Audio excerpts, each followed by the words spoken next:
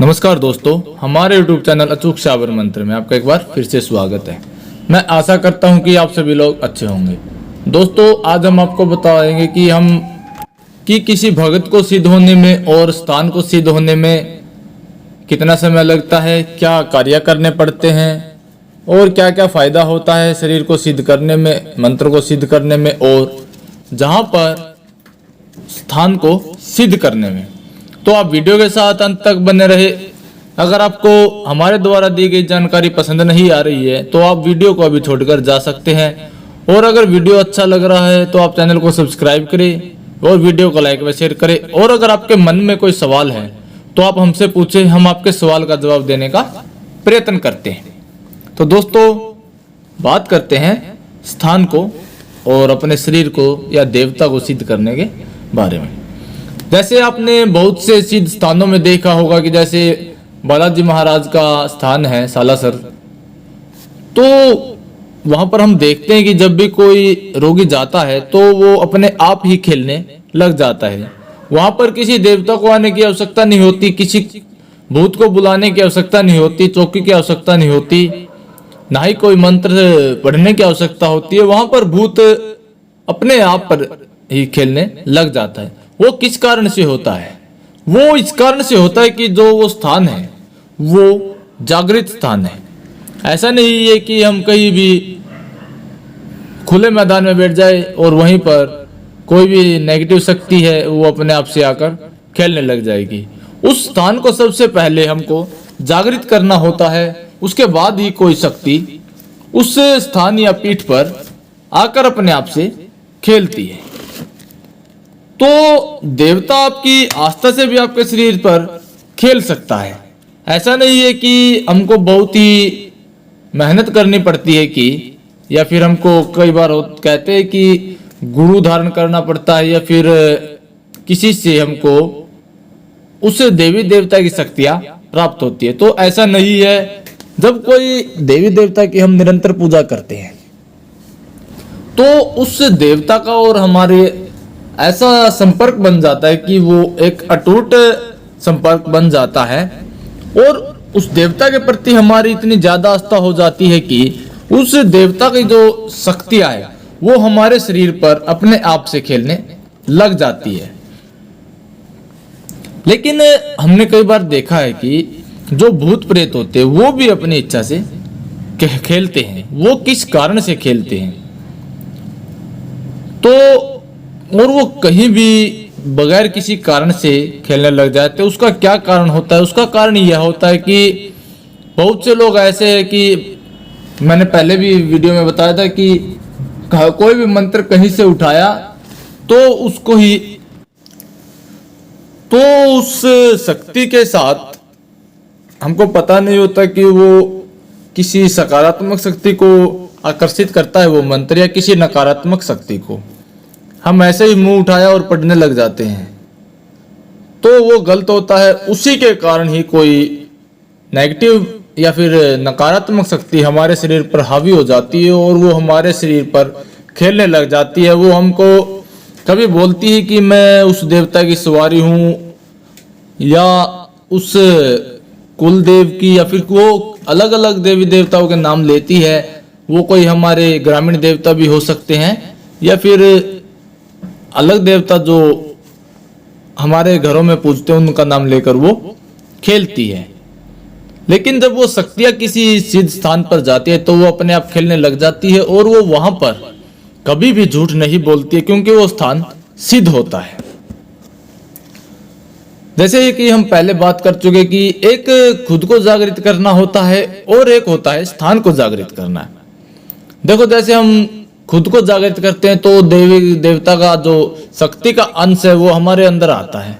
लेकिन जब हम किसी स्थान को जागृत करते हैं तो वहां पर उस देवता की शक्ति जो है वो 24 घंटे वहीं पर रहती है, जिसके कारण कोई भी नकारात्मक शक्ति उस जगह के घेरे में आती है तो वो अपने आप उस रोगी के शरीर में आकर खेलने लग जाती है, जिससे कि वहां पर सभी लोगों को या फिर उस शक्ति के कारण पता लग जाता है कि ये क्या शक्ति है और कहाँ से आई है, कैसे भेजा गया है। यही जागृत स्थान का फायदा होता है।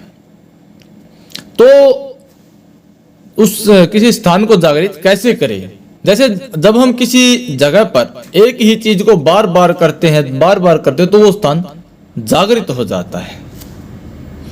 जैसे कि बहुत से लोग होते हैं कि कहीं भी मार्केट से कोई बुक उठा लाए, जैसे कोई दुर्गा चालीसा हो गया, शिव चालीसा हो गया, हनुमान चालीसा हो गया, तो ऐसी पुस्तकों को जब भी हम अपने हाथ में लेते हैं तो या फिर बाजार से लेकर आते हैं सीधा अपने घर पर, तो वो पुस्तक जो होती है वो एक सिर्फ पुस्तक के नाम से या फिर काले अक्षर ही होते हैं।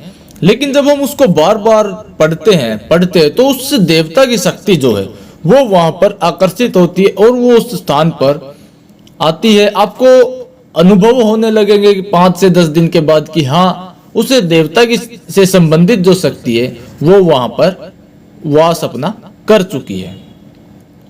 और आपने देखा होगा कि बहुत से स्थानों पर मूर्तियां भी आपको जागृत मिलेगी। वो इसी कारण होती है कि जो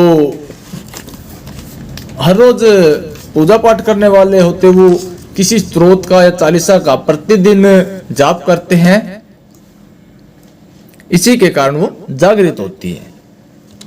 बहुत से लोग बोलते हैं कि हमारा स्थान जागृत नहीं हुआ या हमें कोई अनुभव प्राप्त नहीं हुआ, तो उसका एक कारण है कि हम किसी भी एक देवता की पूजा नहीं करते हैं। हम समय समय पर देवी देवताओं को बदलते रहते हैं। जैसे आज मैंने भगवान शिव की पूजा की, मुझे लगा कि 1-2 हफ्ते या महीना 2 महीने की, मुझे लगा कि ये हमको कोई शक्ति नहीं दे रहे हैं, हमको ज्यादा सिद्धियां नहीं दे रहे हैं, तो हम दूसरे देवता की साधना करेंगे। जैसे कि हम भगवान शिव को छोड़कर माता काली की सेवा करेंगे।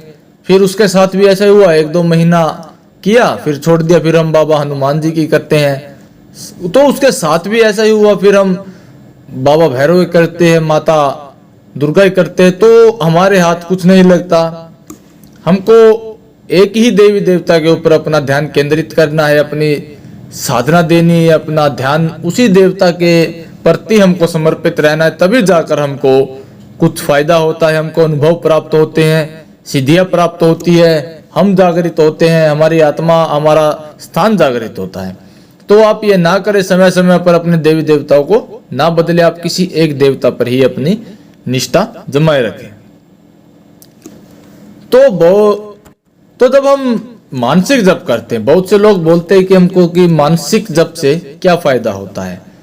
इसके ऊपर मैं आपको बहुत अच्छी वीडियो बना के दूंगा आने वाले समय में, लेकिन अभी के लिए जब हम मानसिक जाप करते तो उस मंत्र की शक्ति हमारे शरीर में सम्मोहित हो जाती है, जिसके द्वारा हमारा शरीर जागृत होता है और हवन के द्वारा भी सकारात्मक शक्तियों को आकर्षित किया जाता है, जिससे कि हमारे शरीर को भी फायदा होता है और हमारा स्थान भी जागृत हो जाता है। भोग के द्वारा भी और पूर्ण विधि विधान के साथ उन शक्तियों को याद किया जाता है जिन शक्तियों को हम चाहते हैं, हम उनके शक्तियों के अंश चाहते हैं। तो भोग के द्वारा और जो उनका विधि विधान है पूजा पाठ का, उससे भी वो आकर्षित होते हैं, वो स्थान को जागृत करते हैं और हमारे इंद्रियों को भी जागृत करते हैं।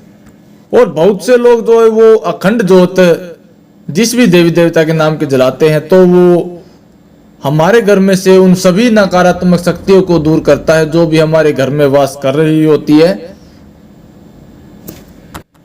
तो इसलिए बोलते हैं कि आप एक ही देवी देवता की साधना करें, मंत्र जाप करें, समय समय पर अपने देवी देवताओं को भोग दे, उनके हवन करें, जो भी उनका विधान है वो संपूर्ण अपनी निष्ठा के साथ करें। ऐसा नहीं है कि आप देवता के सामने सिर्फ दीपक जलाते हैं तो आपको सभी अनुभव फायदे मिल जाएंगे।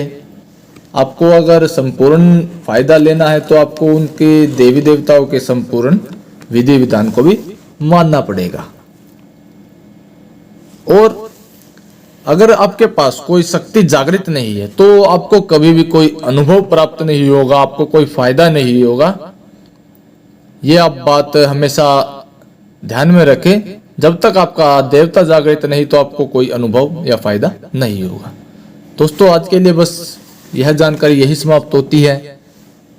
आप हमारे चैनल के साथ बने रहे। वीडियो अच्छा लगा तो चैनल को सब्सक्राइब करें, वीडियो को लाइक व शेयर करें। अगर आपका कोई सवाल है तो आप कमेंट बॉक्स में पूछ सकते हैं, हम आपके सवाल का जवाब देने का प्रयत्न करते हैं। देखो, ज़्यादा हम ज्ञानी नहीं है, ज्ञान हमारे पास भी बहुत ही कम है, क्योंकि इंसान मर जाता है तो उसका ज्ञान कभी पूरा नहीं होता। हमारी वीडियो को देखने के लिए आपका बहुत बहुत धन्यवाद।